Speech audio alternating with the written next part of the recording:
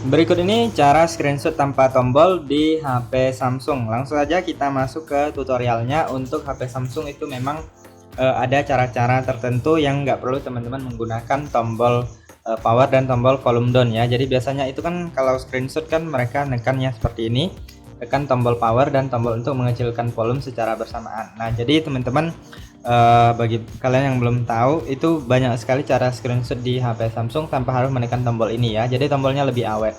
Oke, yang pertama kita masuk yaitu dengan menggunakan menu asisten. Nah, menu asisten seperti ini. Nah, kalian tinggal pilih gambar layar maka sudah bisa mengambil screenshot. Nah, untuk menu asisten harus diaktifkan terlebih dahulu baru bisa digunakan ya. Nah, jadi kalian masuk ke pengaturan HP Samsung kalian.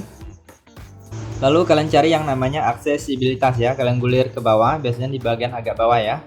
Nah, kalian pilih aksesibilitas.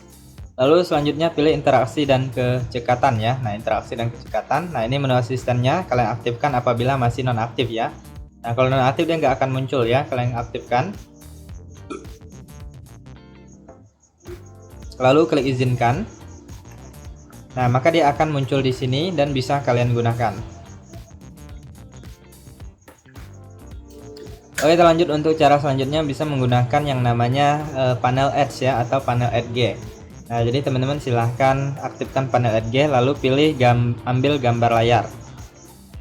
Nah, seperti itu. Jadi panel Edge ini sama dengan menu asisten, harus diaktifkan terlebih dahulu ya. Maksudnya teman-teman memang berbeda. Kalau panel Edge ini biasanya ada aplikasi yang bisa kita letakkan di sini, kemudian bisa ala-ala untuk screenshot dan lain-lain ya.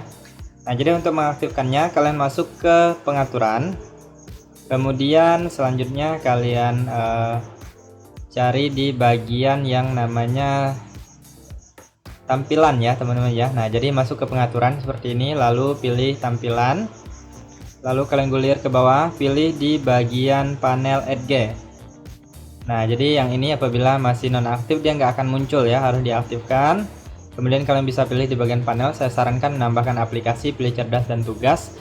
Nah, untuk aplikasi ini kalian bisa tambahkan ya. Nah, kalian bisa cari aplikasi-aplikasi yang kalian inginkan. Kemudian ini bisa edit juga di bagian tugas, kalian pastikan ada menambahkan untuk ambil gambar layar ya. Kemudian kalau udah kalian keluar, kemudian pilih di bagian gagang. Nah, ini gagangnya kalian bisa ubah warnanya.